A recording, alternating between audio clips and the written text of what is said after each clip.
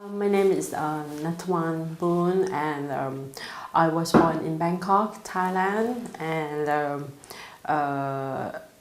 I've been living here for like more than 20 years. And you're a fashion designer, right? Yes, I am. Wonderful, thank you. So tell us, when you were growing up in Thailand, were you very interested in fashion as a child?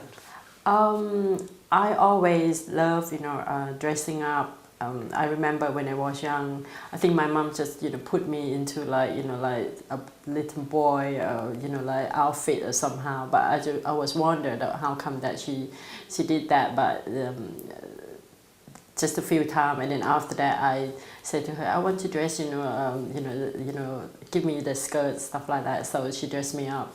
That how I grew up. But again, what I did, study in Thailand, it wasn't like something to do about fashion.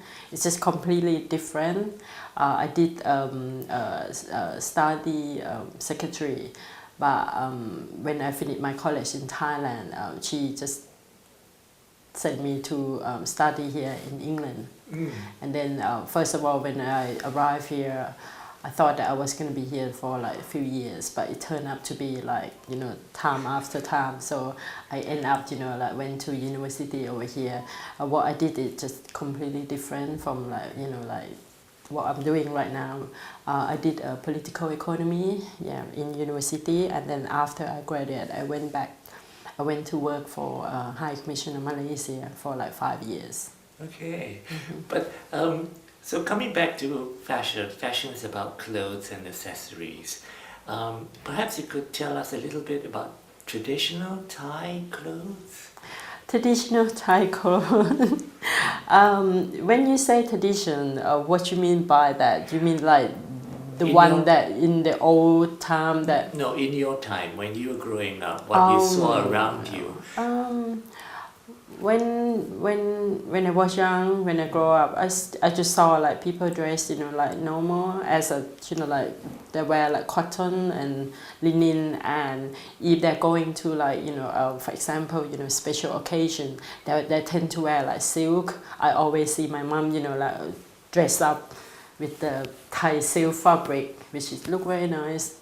That's how it is. And then also they tend to wear something which is, that what they believe, that will bring them a good luck. For example, Buddha necklace or something like that. Yeah, and you're also telling me about the different colors. There's a symbolism in them. In Thailand, traditional color that is like bring out us happiness, that is pink color and yellow color, but black it give you like unhappy, because black is represent like dark color. It's not very nice. We tend to wear black color just only when we go to like funeral, something like that.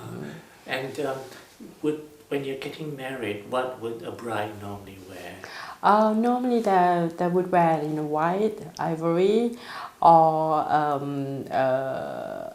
it depends on the bride preferences as well. Some of them prefer like red color if they come from like Chinese and then Thai mix like family, so they tend to wear like red color.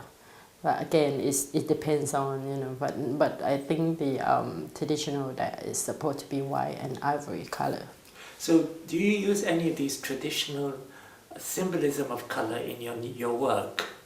I do have some kind of like influence because of my background. That originally like I'm from Thailand, but even though that I've been living here that quite some time, consider like 20 years, I believe that is a little bit long time. So I'm just use Thai culture, influence, and also Western, like influence to give me some like inspiration to how to design, whatever different season that what it's gonna be. For example, like some season, I might feel like I want to have something like very very oriental, which is you can see like this, like skirt is a bit more like oriental print. And then the color is bright, which is red color. It represents, that, happiness, and then good luck as well. And also this one is like green, because green color is always, give you a bit more of like fresh, and then you feel, released, and then,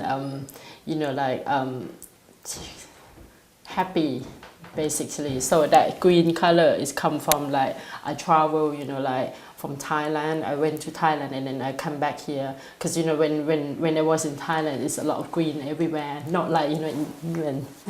you only green color. You only see the green color when you go to the park, and then the forest only. Right.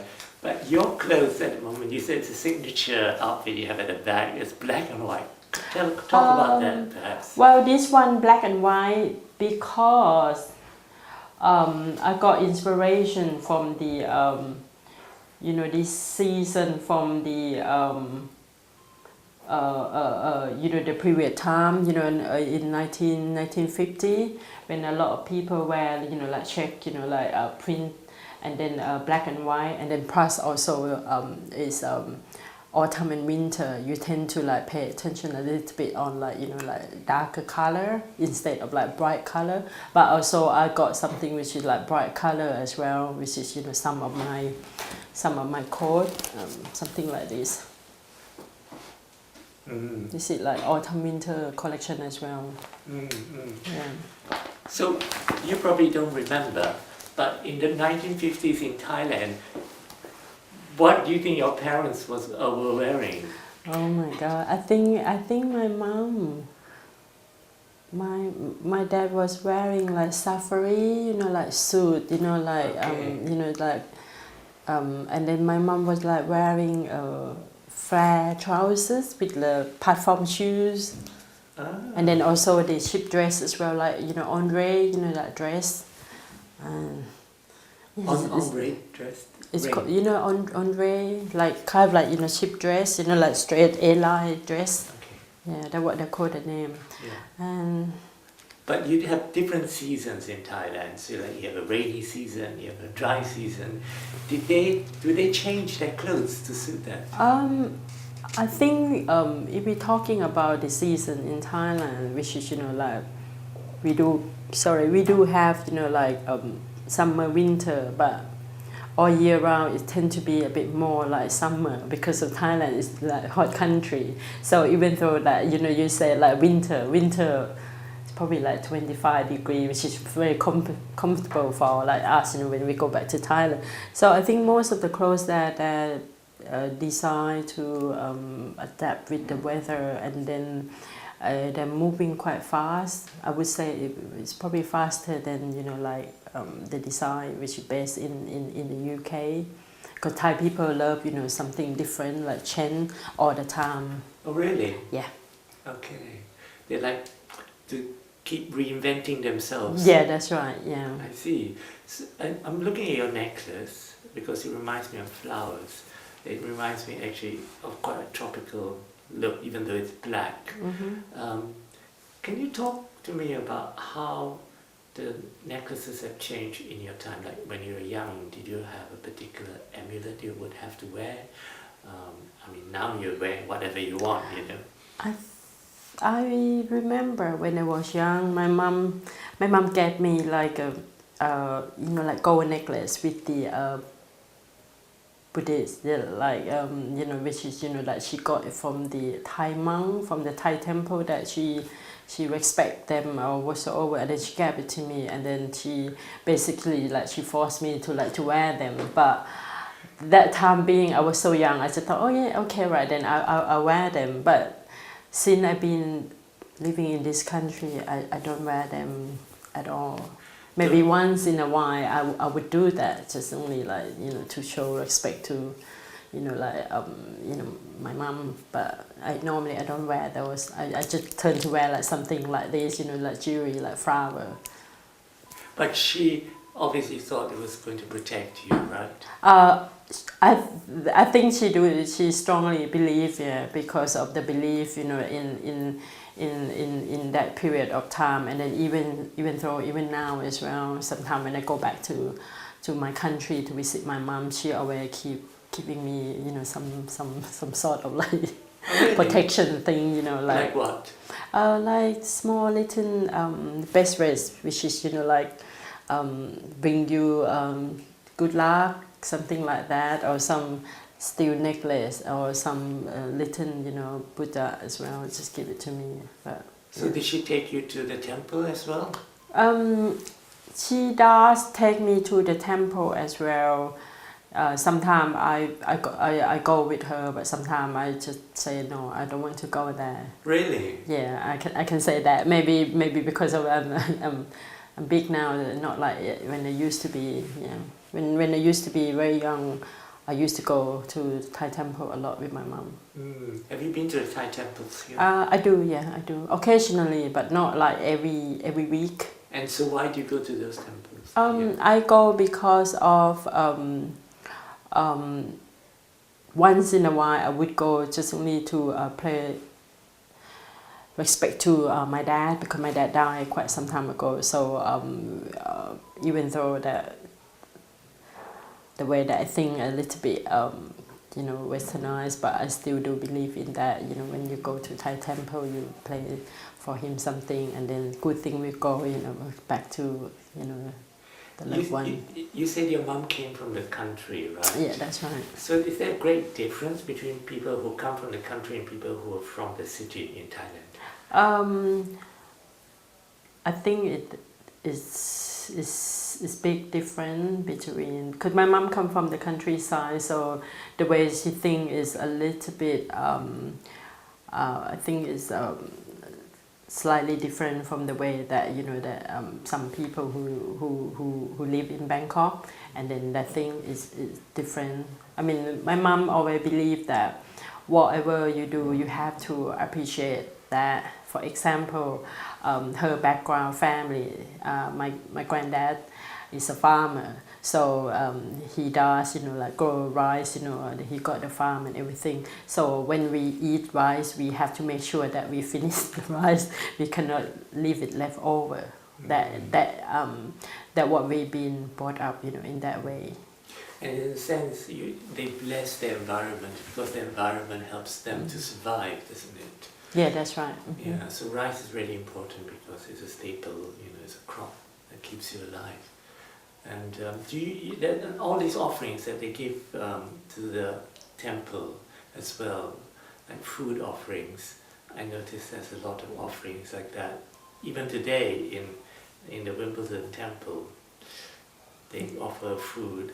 Yeah, they do that. There is a kind of believing that if you are giving, you know, away the food, you it will bring good luck to you, and it will bring you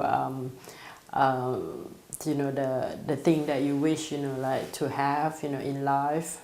That is a big believing, yeah, in those kind of like Thai culture, and a lot of Thai that believe in that. And your father, was he from the country or not? He from the countryside as well. Also? Yeah, that's right. He from the countryside, but he came to live in Bangkok quite long time, because he was working for the Air Force. So my mom and dad they got married, and then they moved to live in Bangkok. So did he have the same approach to life like your mother has?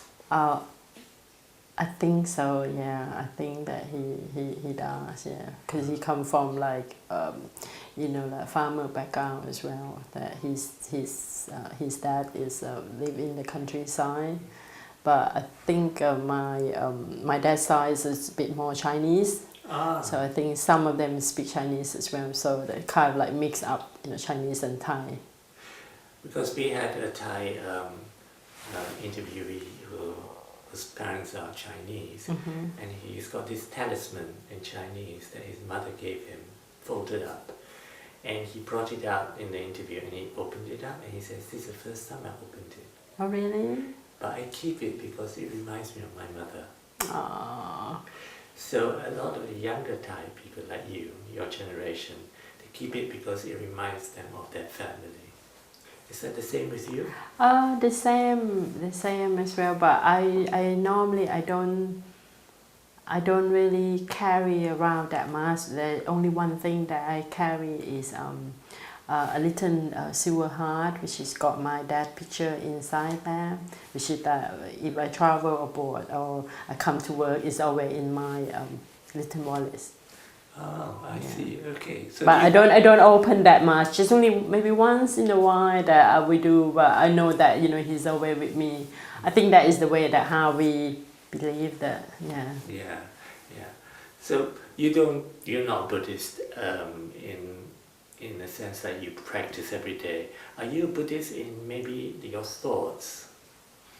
I think I do. Yeah, I do believe in good thing and bad thing, and what goes around, what comes around. Yeah, I still strongly believe in that. Even I've been living here a long time.